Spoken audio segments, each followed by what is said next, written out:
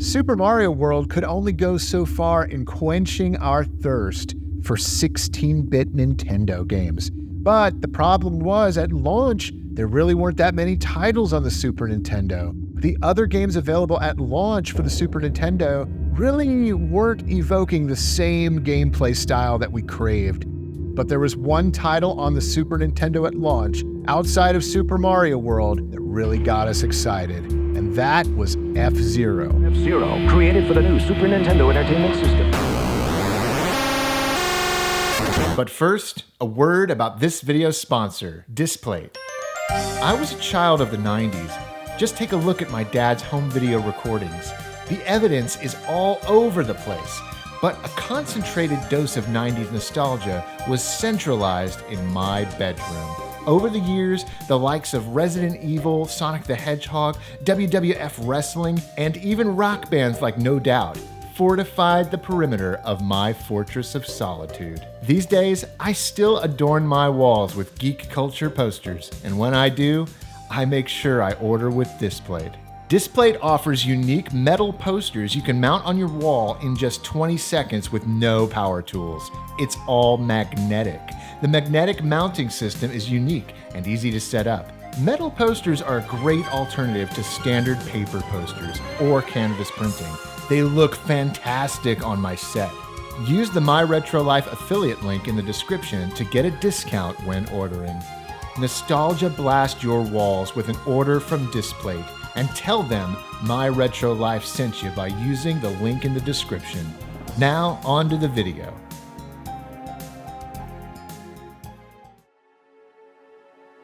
"1991 was really one of the most important years in my entire retro life.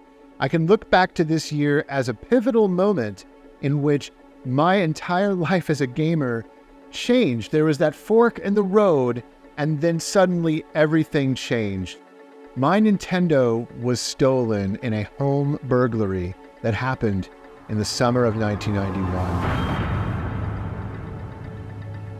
When you're a little kid, 5 years old, and your whole world revolves around Nintendo, and suddenly that thing you cherish so much is taken from you, just stolen from underneath you.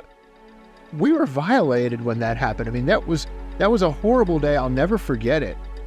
But my parents, they knew how much that Nintendo meant to me. These Nintendo boys, the Nintendo boys. This has become the Nintendo vacation.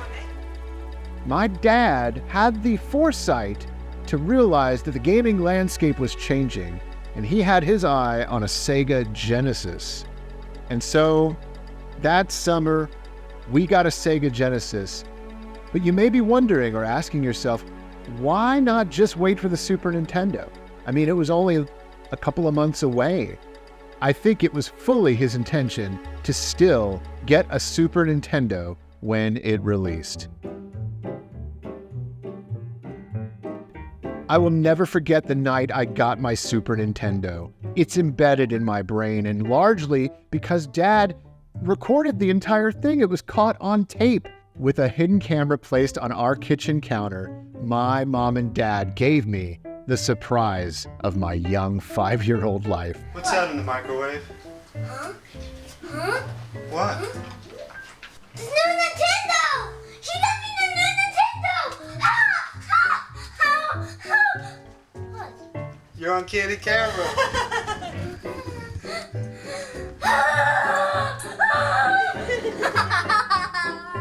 The camera didn't catch everything that happened that night, but I do remember the feelings.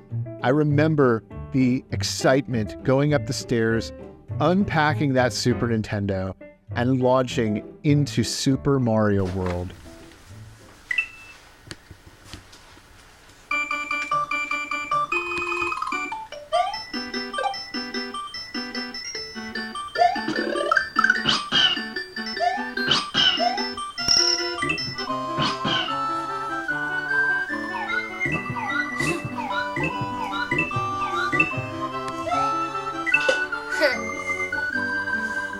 It felt like an old friend had come back into my life, and my parents gave me that gift.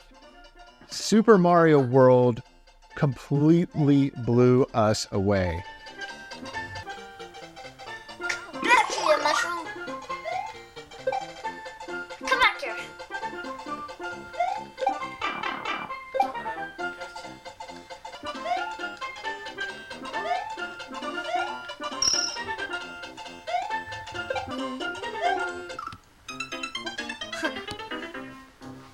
But Super Mario World could only go so far in quenching our thirst for 16-bit Nintendo games. The problem was, at launch, there really weren't that many titles on the Super Nintendo. The other games available at launch for the Super Nintendo really weren't evoking the same gameplay style that we craved. Neither Pilot Wings nor SimCity really held our attention at all. But there was one title on the Super Nintendo at launch, outside of Super Mario World, that really got us excited, and that was F-Zero.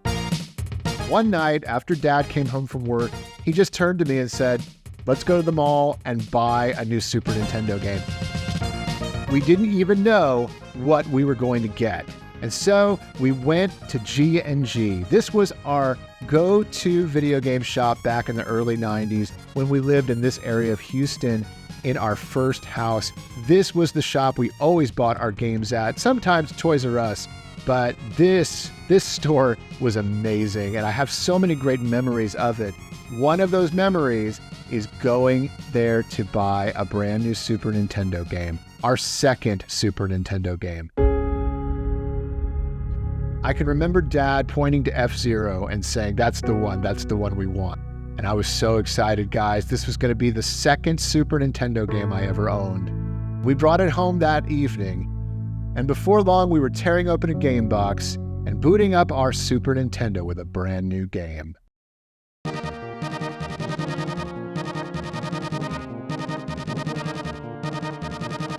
I'll never forget that title screen music and watching the demo play on the screen in my parents' bedroom, which was where we played our video games, on that little TV that we owned. Oh man, I have a lot of memories playing games on that television. This game looked like no other video game we had ever seen in our lives.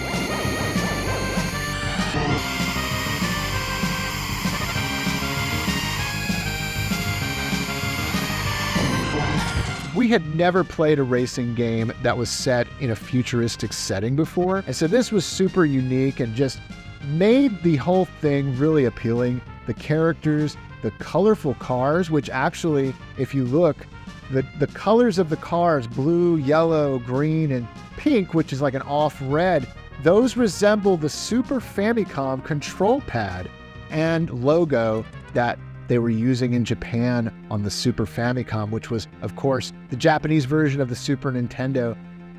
The art design and the overall aesthetic of F-Zero is just so appealing.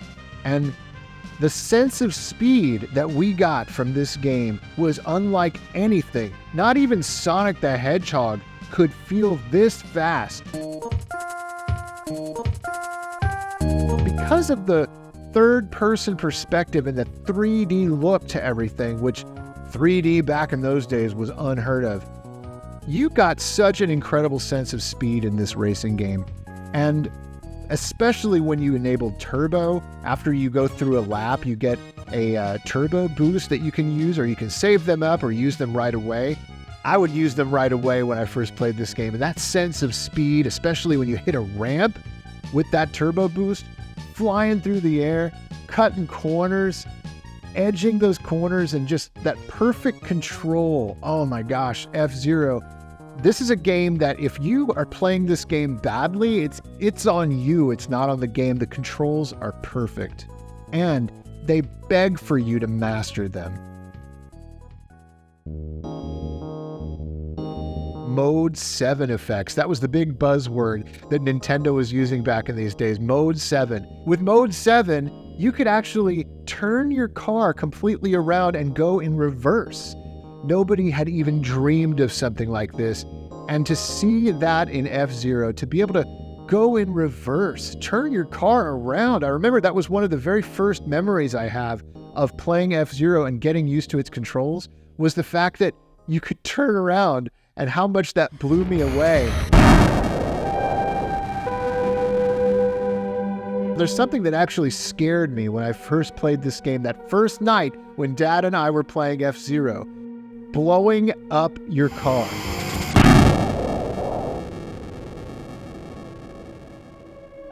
It caught us off guard so badly that I can remember screaming and freaking out, maybe even crying a little bit. As I was first playing the game and bumping on the walls and hitting those walls that drain your energy, you know, you smack into other cars and you bump into these like electrified energy walls and you bounce around like a pinball. I mean, it's crazy. I didn't even realize as a kid the first time I played this that my energy bar was slowly draining every time I touched these walls. And I didn't understand about recharging my health with that energy strip on the side of the road after you did a lap. It got to the point where suddenly, before I could finish the race, my car exploded. I can remember freaking out, yelling, screaming. Here's the thing, the sound effect of you dying, the explosion, is so much louder than anything else in the game that it deliberately catches you off guard. It almost sounds like your speakers are blowing up. My dad even had to check the TV speakers to make sure everything was okay. We probably turned down the game at that point on the television, turned down the volume, because man, it catches you off guard. And that is one of the things I remember most about playing F-Zero for the first time is how much that scared me.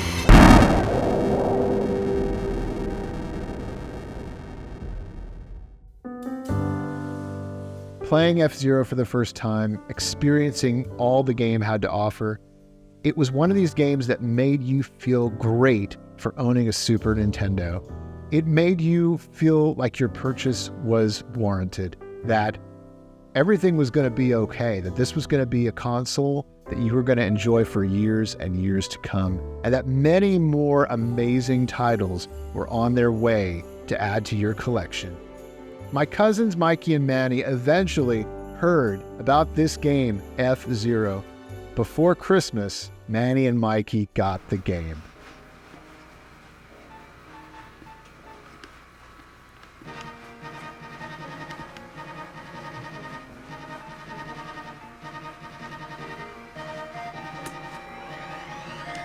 Let's take a picture of that now.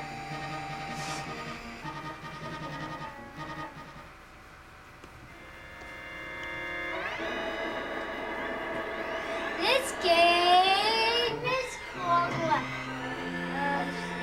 F-Zero. F-Zero. It's called. Now, how much points? 15. Oh, there's 15 points, and it's so hard, and I beat the King's Quest, and it was so hard that point. It was so easy, and all. It was crazy baller. Man, it was so high. I actually want to turn the video over to my cousin Manny right now, who has something to say about F-Zero. Wow, F-Zero Super Nintendo. I think I got it around Christmas time. And it was a gift from my mom's friend, who we called Aunt Virginia. You know, it was great for me. I didn't have many Super Nintendo games. I enjoyed it for, a couple of days there until Christmas rolled around, but really what stole the show for me was receiving Final Fantasy II.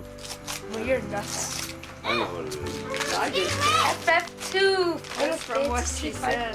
Say it for the camera. We can't hear you good. Go ahead. Final Fantasy II. That one held my attention for a long time. So F-Zero kind of went on the back burner, maybe on the shelf, collected dust for a while. I love looking at this clip. Everything that Aunt Michelle captured here is just such an innocent time and a great time. We were all so excited about the changing gaming landscape, and Super Nintendo was at the forefront of our hearts and our minds.